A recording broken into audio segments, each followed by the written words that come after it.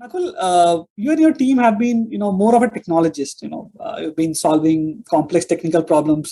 Been known you before. What made you take a plunge to start, Sheru, and when you felt it was a true calling, right? So to say, right? And what has been your approach towards Sheru?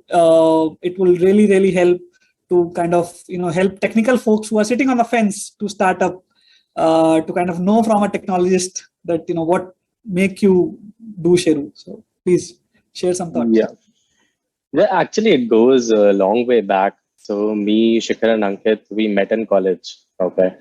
And at that point of time, so we are technologists at heart. Okay. Yeah. So anything new, we would be like extremely excited about it, build it. And, the one thing that we didn't like is you develop something and it doesn't get adopted by users, or it's not sustainable, right? So it doesn't give you the satisfaction of bringing a technology in. So that is one thing that we were very sure of, that from now on, in the second year when we actually registered our company, we were very sure that we are going to only be investing our time in sustainable technologies.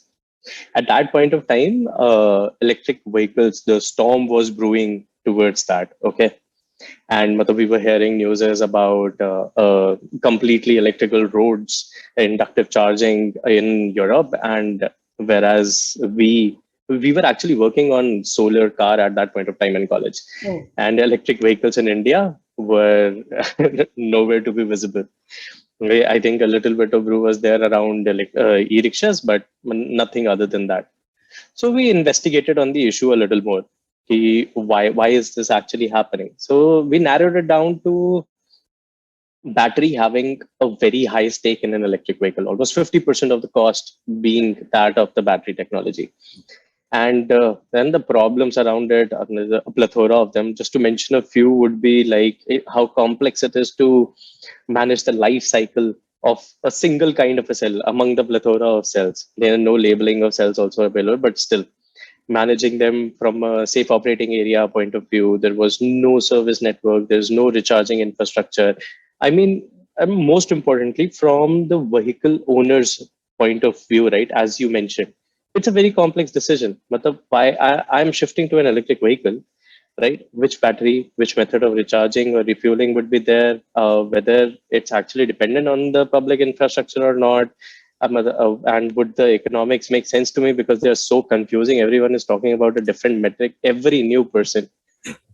So that was actually everything came together with this idea, with this platform. That so we tied it up in a very sweet knot, and we said we will be building a pay-per-use energy platform for electric mobility businesses, and with a special focus towards gig-based workers. So how this helps is when you have a pay-per-use energy platform, so it's way closer to the customer. You are agnostic of whether a fuel, a petrol or a diesel or a battery or a free flow battery, anything, but even the electrolytes are being changed. Nothing matters to you. All that matters to you is how much you use, and I pay for that. And the customers loved it. And that's where the whole idea of building everything, abstracting the customer from everything else, whether you don't need to care about EV economics are confusing or not. Let's just go with the flow. You just buy it and we'll take care of the rest. And that worked.